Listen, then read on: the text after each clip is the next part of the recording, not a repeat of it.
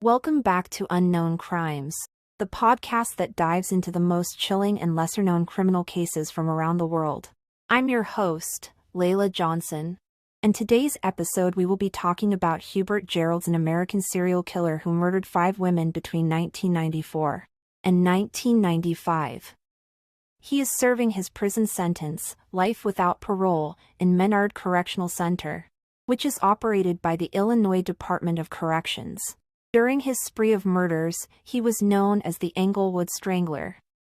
Hubert Geralds Jr. was born on November 13, 1964.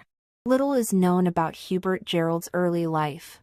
It is known that his father, whom he is named after, abandoned him in early childhood and that Geralds suffered abuse from his mother's boyfriend. He seems to have spent the years prior to his killing spree in New York. His occupation in New York is unknown as there is no record of employment. The only documented evidence of his presence was his incarceration record. His movements between June 19, 1992, when he was paroled from a prison in New York, and November 21, 1992, when he was charged with residential burglary in Chicago, are uncertain. He served 5 years for his residential burglary charge. Geralds was responsible for the murders of 5 female sex workers from December 22, 1994, to June 17, 1995. He was also responsible for the attempted murder and the sexual assault of another female sex worker, who escaped after Geralds' attempted strangulation. All of his murders took place in the Englewood neighborhood of Chicago, which is particularly known for high crime rates and a known low socioeconomic area. Within Englewood, an area known as the Stroll on South Halsted Street was a popular location where Geralds began his murder process. At the time of the murders, Geralds was 30 years old. He was addicted to drugs and also to prostitutes and their services. His modus operandi became seducing drug-addicted prostitutes with drugs, in particular crack cocaine, and then strangling his victims once he had them in privacy. He knew some of his victims from previous prostitution-related encounters. He used a technique known as the guardian angel chokehold to strangle his victims.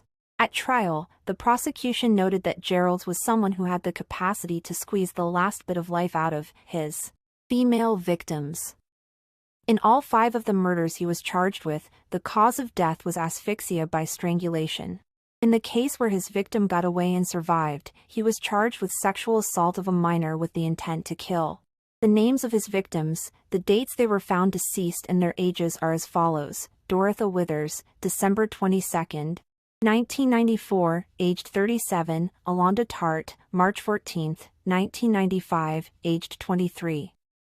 Joyce Wilson, March 26, 1995, aged 28. Millicent Peanut Jones, June 12, 1995, aged 25. Mary Blackman, June 17, 1995, aged 42. On June 18, 1995, the day after the body of Mary Blackman was found, Geralds was arrested. Mary Blackman's body was found in a waste disposal trash bin at the house that she shared with the Geralds family on South May Street, Englewood, Chicago. Blackman was a good friend of Geralds' sister. Hubert Geralds' sister, Angela Geralds, found the decomposing body of Blackman and contacted the police, giving them further information about how Geralds was a violent drug abuser and how she believed that he may have had something to do with the death. The police arrested Geralds, noting that he had contacted the police in March about the death of a prostitute, Joyce Wilson. The detectives who investigated the murders were Sergeant Jack Ridges and Chief of Detectives Michael J. Malone of the Chicago Police Department. Upon his arrest on June 18, 1995, Geralds was charged with the murder of 6 females and attempted murder of 1 female, including being accused of killing Rhonda King in December 1994 based on DNA linking them together. He confessed to all of the 6 killings whilst under investigation, and on November 13, 1997, the day of his 33rd birthday, he was convicted by a jury as guilty on all charges laid against him. Geralds' defense attorney, Alan Sincox, presented an insanity defense, with the aim to have the court sentence his client to life in prison without parole instead of the death penalty. Sincox claimed that his client was mentally retarded, had brain damage and suffered from a mental disorder known as paraphilia, which caused his sexual addiction and his need to have sexual interaction with those unconscious. During the trial, this lack of mental capacity was highlighted by Geralds often being asleep in the courtroom, and experts claimed his intelligence quotient was lower than 73, which classified him as mildly mentally retarded. Geralds' family spoke of his physical and mental troubles as a young child. Members of his family spoke of him suffering high levels of mental, physical, and sexual abuse. Some argue that this was the cause of his mental health issues. His family also testified, saying from a young age his mental health was suffering, often harming himself and attempting to harm himself, often not realizing what exactly he was doing, including thinking that he could jump out of windows and fly. The prosecution, Assistant State's Attorney Nick Ford and co-prosecutor Gene Bischoff, discredited the mental health plea, calling Hubert Geralds a malingerer, claiming that he was putting on an act, and portrayed him as a threat to society, a murderer and a drug user and dealer. The strength of the prosecution's argument and a testimony from Geralds' only surviving victim Crenshaw Hopes held up the charges already laid against Hubert Geralds, rejecting the insanity plea. After the 3-week trial ended on January 9, 1998, Judge Michael P. Tooman sentenced Geralds to death. Geralds maintains his innocence, even though he confessed to the murders and was able to give details to the detectives about the killings and his involvement in the deaths. He has said that the deaths were purely disputes over drugs and financial situations, resulting in arguments that led to physical confrontations. On January 28, 2000, Andre Crawford was arrested for the murder of 11 females in Englewood, Chicago, the same neighborhood in which Geralds' murders took place. During his investigation, Crawford admitted to the rape and murder of Rhonda King. However, King was already among the murdered female prostitutes that Hubert Geralds had been sent to death row for in January 1998. Upon investigation and further evidence, including a taped confession and DNA that linked Crawford and King together, it was determined that Crawford had murdered King, not Geralds.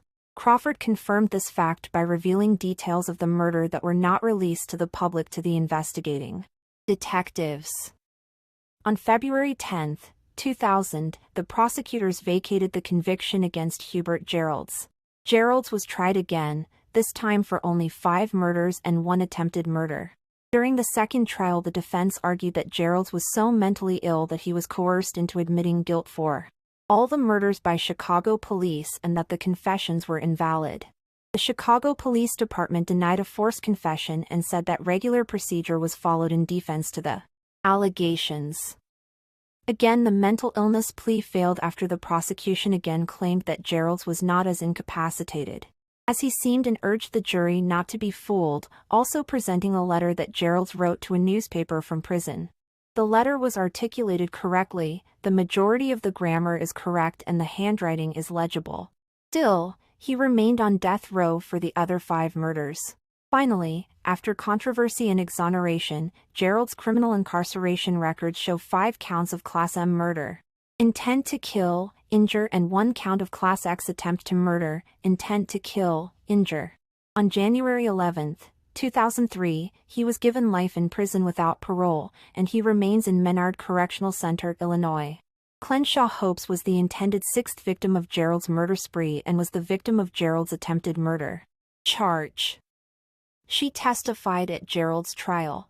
On the night of April 14, 1995, Hopes and Geralds had been smoking crack cocaine and marijuana together at her apartment in the 5700 block of South Elizabeth Street, Englewood, Chicago. Hopes recounted that she and Geralds had left the apartment for more drugs and to acquire payment methods for the drugs. They had split up and were each alone when she was grabbed by the neck from behind. She told the court, "I was being lifted off the ground and started to black out." She was attacked in an alley near Racine Avenue. When she woke up from the attack, she was being raped by Geralds in a van. She fought him off and dove through a piece of wood covering an opening and crawled her way out. Hopes recounts running like hell and made it back to her home, where she immediately contacted police. Hopes identified Geralds as her attacker, but the defense argued against her identification and her validity as a witness, as she had told many different versions of the story of the night she was attacked. Hopes defended herself by arguing she told many different stories because she was protecting her image originally. not wanting her family to know she was a drug user and not wanting to face criminal charges herself. Thank you for watching. If you enjoyed this episode, don't forget to subscribe and leave a comment. Remember, the darkest crimes are closer than you think, and they're always watching. Until next time, stay aware and stay curious.